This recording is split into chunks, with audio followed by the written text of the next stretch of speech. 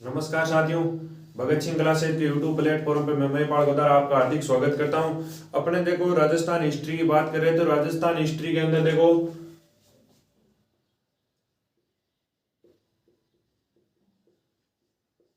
राजस्थान इतिहास की बात करें तो राजस्थान इतिहास के अंदर चौहान डायनेस्टी की बात कर रहे थे। चौहान डायनेस्टी के अंदर अपने कल के वीडियो के अंदर पढ़ चुके थे विग्रहराज चतुर्थ। विग्रहराज चतुर्थ विग्रहराज चतुर्थ की संपूर्ण डिटेल से अपन बात कर चुके थे। संपूर्ण डिटेल से विग्रहराज चतुर्थ की बात कर चुके थे। विग्रहराज चतुर्थ के बाद राजा बनेंगे अपर गंगे।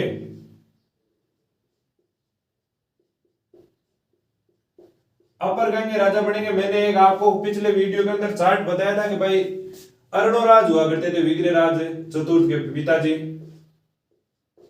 अरुणोराज के दो रानियां थी, सूंदवा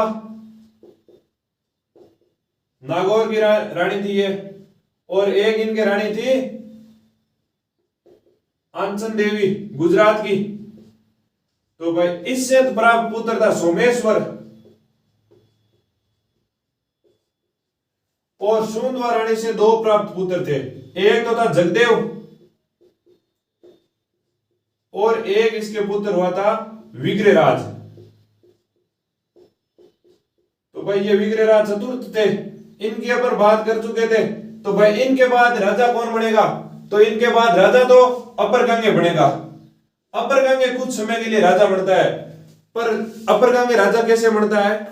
विग्रहराज चतुर्थ राजा कैसे बनता है? राजा ऐसे बनता है कि भाई ये जगदेव होता है, ये जगदेव अपने पिताजी अरुणराज की हत्या करके राजा बनता है। तो जनता जगदेव जी को एक्सेप्ट नहीं करती है, इनको एक्सेप्ट नहीं करती है, तो ये विग्रहराज चतुर्थ राजा बन जाता है। तो विग्रहराज चतुर्थ का अगला यानी विग्रहराज चतुर्थ के बाद राजा बनते हैं अपर गंगे। अपर गंगे वो ये जगदेव का पुत्र होता है पृथ्वीराज तृतीय। मैंने बताया था पृथ्वीराज सेकंड तृतीय इनका है।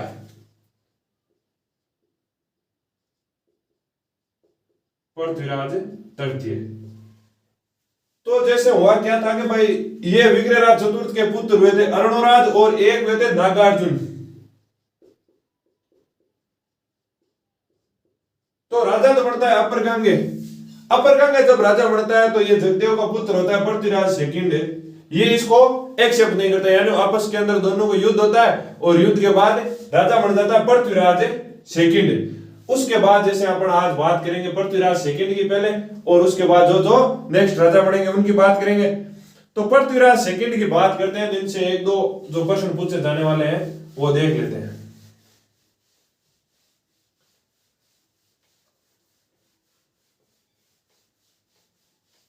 और जो साथी रीट की तैयारी कर रहे हैं वो भाई ढंग से लग जाना। जुलाई के अंदर आज बजट के अंदर गहलोत साहब ने ये बताया कि भाई लगभग जुलाई के आसपास एग्जाम होने की संभावना है। लगभग उन्होंने कह दिया जुलाई के अंदर, लास्ट के अंदर, जुलाई आखिरी वीक के अंदर लगभग एग्जाम करा दिए जाएंगे रीट के। और 62,000 पद मान्यता दी गई है, उनमें से फर्स्ट लेवल सेकंड लेवल के वो विभाजन करके लगभग वैसे 45,000 पद बढ़ेंगे कि भाई वो 15,000 फर्स्ट लेवल वाले अभी वो उनकी परीक्षा रद्द हुई नहीं है, और जो रद्द हुई है वो और मिला के लगभग 30,000 की नई वैकेंसी आएगी वो, यानी लगभग 45,000 पदों पे वैकेंसी है। तो बढ़िया वैकेंसी है। और आज उन्होंने बोला 1 लाख अलग से वैकेंसी, यानी हर क्षेत्र के अंदर 1 लाख वैकेंसी और निकालेंगे। तो भाई ये जबरदस्त मौका है तैयारी करने का। तो अब देखते हैं भाई अपने पृथ्वीराज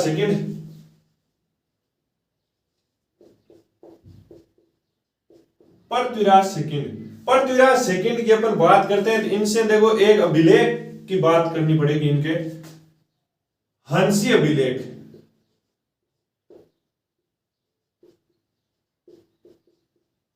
हंसी अभिलेख की अपन बात करते हैं। तो हंसी अभिलेख के अंदर वैसे इनको ये चंद्रवंशी बताया गया, कहीं पे इनको सूर्यवंशी, कई अभिलेखों में अग्निकुंड सिद्धांत से चौहानों को बताया गया है, और इस अभिलेख के अंदर चंद्रवंशी बताया गया है। चंद्रवंशी से मतलब यह है कि भाई चंद्रमा से इनकी उत्पत्ति मानी जाती है, कईयों में सूर्य से मानी जाती है, अलग अलग मान्यताएं हैं। परंतु अपने को तो यह ध्यान में रखना, हांसी अभिलेख से, हांसी स्थान है हरियाणा के अंदर, हरियाणा में हिसार के पास स्थान पड़ता है हांसी, वहां से ये अभिलेख प्राप्त हुआ था। हांसी के अंदर वैसे इनका हांसी के अंदर भी इनका राज रहा था। हांसी के अंदर इनका राज रहा था तो अपने मामा को ये वहां का वैसे प्रशासक बना देते हैं। इनके मामा जी है कुलहण के भाई अपने मामा है पृथ्वीराज सेकंड के मामा है कुलहण।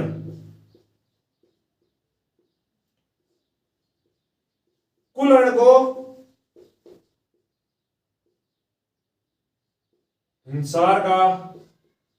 हिंसार या हरियाणा दोनों के दो हिंसार या हरियाणा का प्रशासन नियुक्त किया जाता है। प्रशासक प्रशासक से मतलब यह है कि भाई ये पृथ्वीराज द्वितीय वहां पे समय पे यानी समय पर पहुंच नहीं पाता, यानी उस क्षेत्र के अंदर कम आना जाना रहता था इनका, इस वजह से वहां का प्रशासक नियुक्त इनको कर दिया जाता है कि भाई आप इस क्षेत्र की देख रेख आप करो। ये कौन थे? इनके मामा जी थे कुलहण। और हिंसार हरियाणा से उस क्षेत्र से पंजाब वाले इलाके से वो अपने गजनियों का अटैक, अफगानिस्तान वाला अटैक, वो विदेशी आक्रमण होने लगे थे, इस वजह से वहां का प्रशासन भी नियुक्त कर दिया जाता है। और एक इनके टाइम में एक अभिलेख और मिलता है, दौड़ का अभिलेख, देख लेते हैं यहीं पे साथ में ही।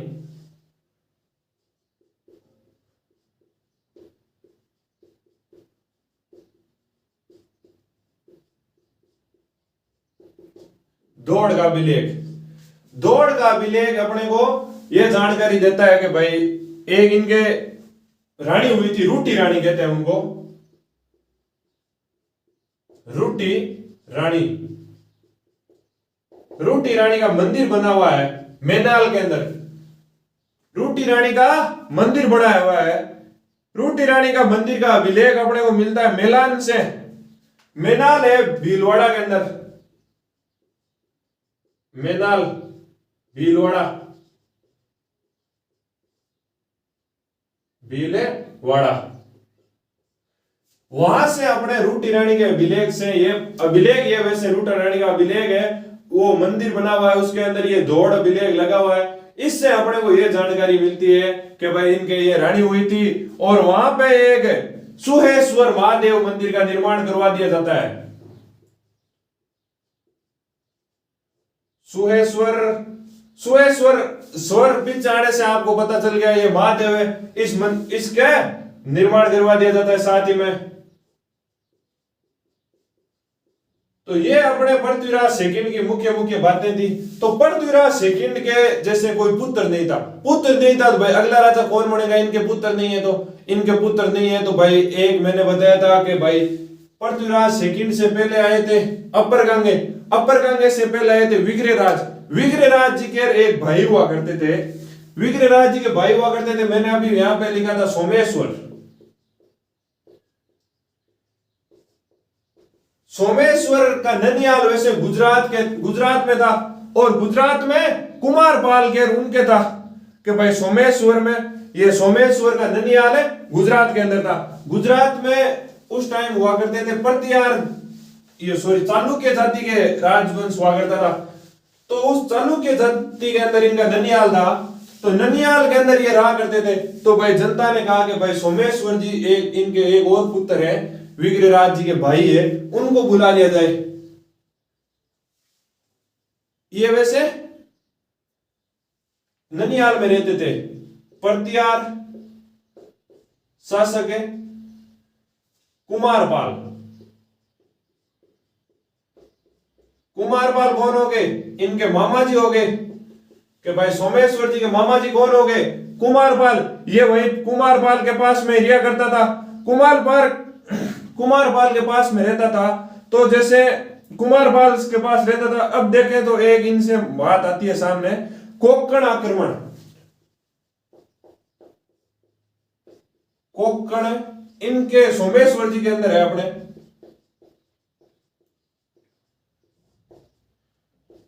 कोंकण आक्रमण। कोंकण स्थान वैसे गोवा तट के पास है, गोवा और महाराष्ट्र तट पे है, तो उस तट के ऊपर जैसे कोंकण पे अटैक करते हैं कुमारपाल जी, तो यहां पे अटैक करते हैं कोंकण के ऊपर कुमारपाल। कुमारपाल ये इस जगह पे कोंकण पे अटैक करते हैं। तो उस टाइम कोंकण के वैसे मल्लिकार्जुन होते हैं राजा। यहाँ के राजा कौन हुए?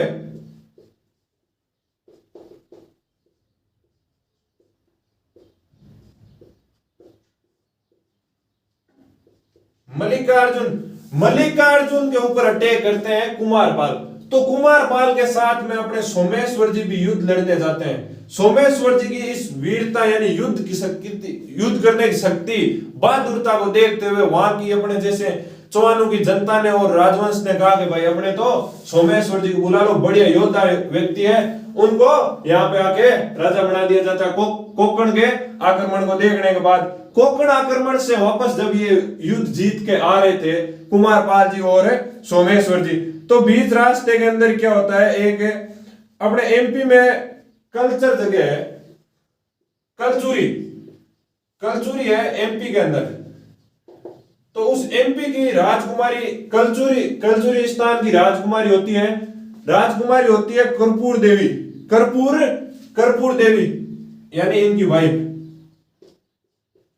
कर्पूरी देवी, या इसको कर्पूर भी कहते हैं।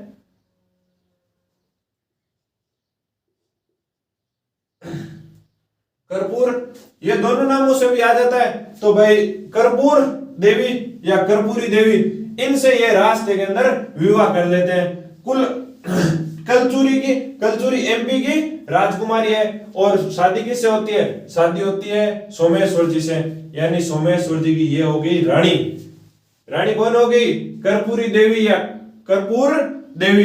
अब जैसे आगे बात करते हैं तो भाई इनके मंदिरों में ये बहुत मंदिर निर्माण काफी करवाया करते थे, मंदिर निर्माण करवाया करते थे, मूर्ति निर्माण करवाया करते थे। तो मंदिर निर्माणों में मुख्य मुख्य मंदिरों की बात करें तो भाई वेदनाथ मंदिर का निर्माण करवाया था इन्होंने, वेदनाथ मंदिर का निर्माण करवाया था। नंबर 2 पे देख लेते हैं मंदिर निर्माण।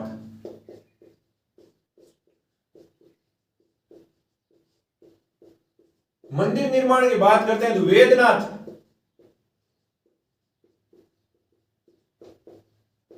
वेदनाथ मंदिर का निर्माण करवाया था।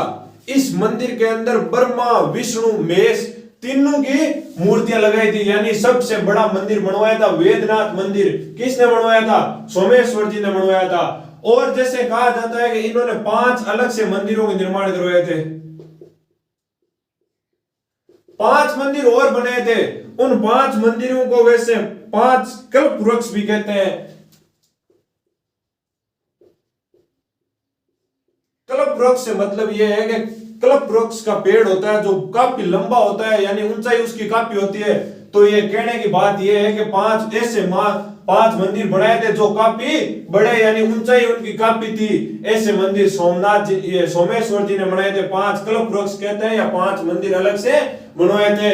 और जैसे अब आगे इनकी बात देखें तो कल्प वृक्ष मंदिर हो गए, पर वो वेदनाथ मंदिर आपको पता चल गया कि भाई ब्रह्मा विष्णु महेश का है। और जैसे इनकी 3 नंबर पे एक बात देखते हैं तो मूर्ति निर्माण करवाया।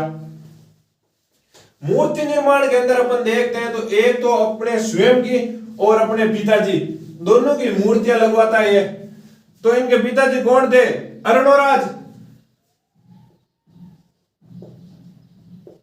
मूर्ति निर्माण स्वयं हुए अपने पिता,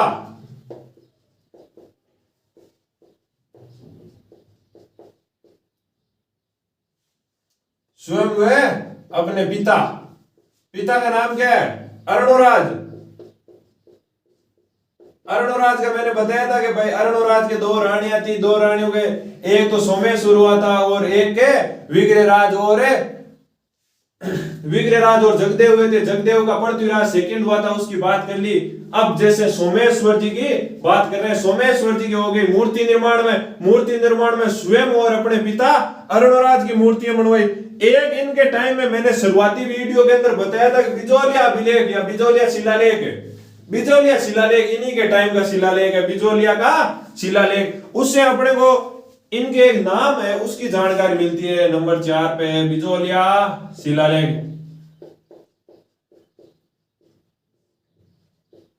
बिजोलिया शिलालेख इससे अपने को यह जानकारी मिलती है बिजोलिया शिलालेख से कि भाई इसका एक अलग नाम और है, प्रताप लंकेश्वर। इस अभिलेख के अंदर, बिजोलिया अभिलेख या बिजोलिया शिलालेख के अंदर इसका एक नाम प्रताप लंकेश्वर भी अपने को देखने को मिलता है। ये तो लगभग सोमेश्वर से जो परीक्षा में पूछे जाने वाले प्रश्न थे वो बात कर ली। अब इनके बाद सोमेश्वर के बाद अपने सोमेश्वर जी के पुत्र आते हैं पृथ्वीराज तृतीय, या उनको आप सब जानते हो पृथ्वीराज चौहान। पृथ्वीराज चौहान नाम से फेमस और पृथ्वीराज तृतीय। अपने भाई परीक्षा में प्रश्न पूछ ले कि भाई सोमेश्वर के पुत्र कौन था, तो पृथ्वीराज था। अपने को सबको पता है पृथ्वीराज चौहान हुए थे। आज से जो दो पहले पृथ्वीराज है वो सब भी पृथ्वीराज है चौहान ही थे। तो पृथ्वीराज तृतीय सोमेश्वर जी का पुत्र है। तो पृथ्वीराज चौहान, या कोष्टक में लिख लो पृथ्वीराज तृतीय। कि भाई सेकंड की बात कर ली, अब बात कर लेते हैं पृथ्वीराज तृतीय की। पृथ्वीराज तृतीय की बात करते हैं तो भाई इनसे सन का भी ध्यान रखना है। एक तो सन है 1177 से लेके 92 तक, लगभग कितने साल हो रहे हैं, यानी 15 साल इन्होंने राज किया था। 15 वर्ष तक है अपने पृथ्वीराज चौहान ने राज किया था या पृथ्वीराज तृतीय ने राज किया था। अब जैसे इनकी घरेलू डिटेल की बात कर लेते हैं। घरेलू डिटेल की बात आपको पता ही है, इनके पिता सोमेश्वर अभी पढ़े, सोमेश्वर, माता कर्पूरी देवी। इनके माता पिता से प्रश्न पूछ लिया जाता है कि भाई पृथ्वीराज तृतीय के माता पिता कौन थे, तो सोमेश्वर और कर्पूरी देवी ये हो गए। अब जैसे आगे देखते हैं तो भाई एक इनसे आप देखो कि भाई ये कितना बहादुर व्यक्ति था। 11 वर्ष की आयु में, 11 वर्ष की आयु में राजा बना। कि भाई 1166 के अंदर वो जन्मे हो।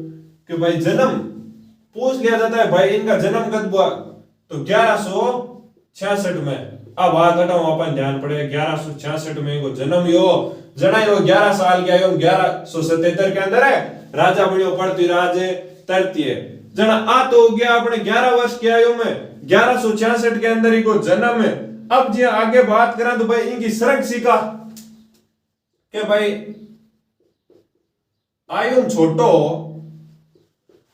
छोटो जना आपा देखियो मेवाड़ मारवाड़ बीकानेर आता अमेर आ राज्य इतिहास पढ़ियो। आ राज्य के इतिहास में आपा देखियो के भाई लगभग के भाई जो को राजकुमार होबी की माता भी की सरक्षिका पड़े, तो आकी भी सरक्षिका कर्पूरी देवी पृथ्वीराज चौहान की, पृथ्वीराज तृतीय की सरक्षिका उनकी माता बढ़ती है कर्पूरी देवी। अब आगे देखा तो प्रमुख मंत्री देख ले आएगा। प्रमुख है प्रमुख मंत्री में जी आपने एक दो प्रमुख मंत्री है परीक्षा में पूछने वाला से आगे बाकी बात कर ले वहां। बाकी बात करा देना। एक तो है कदमवास, इंपोर्टेंट कदमवास या भी ना आपने केवे केमास कहीं देखने मिले हैं। कदमवास या केमास एक तो इनके प्रमुख मंत्रियों में कदमवास या उसका भी नाम अपने को देखने को मिल जाता है केमास। और एक है भुवनमल, एक है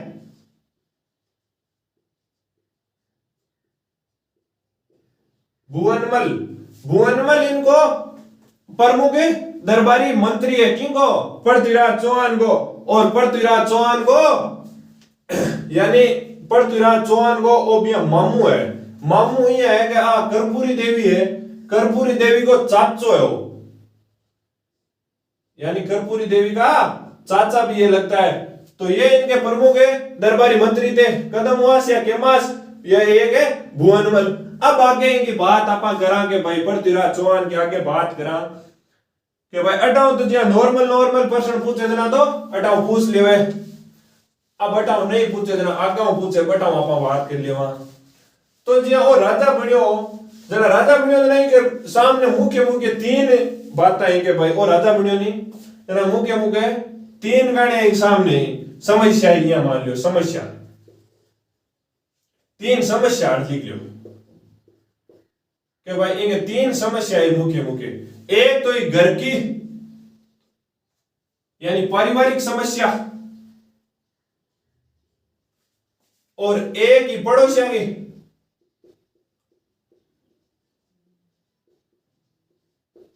एक हो गई घर की एक हो गई पड़ोसियों की एक हो गई विदेशियों की तो अपन देखा पहली देखा घर की समस्या घर के सगे एक या और लिख लो जनजाति यानी समुदाय जनजाति एक जनजाति हूं इनके और पंगो चालतो पृथ्वीराज चौहान के वो अपन देख लियो ओ ये ध्यान में रखना है कि भाई आप जिया पड़ोसी गुण गया एमपी यूपी बिहार गुजरात ए इनके पड़ोसी हो गया आओ पंगो विदेशिया में अपन ध्यान है आओ पंगो गजनिया चाले गजनी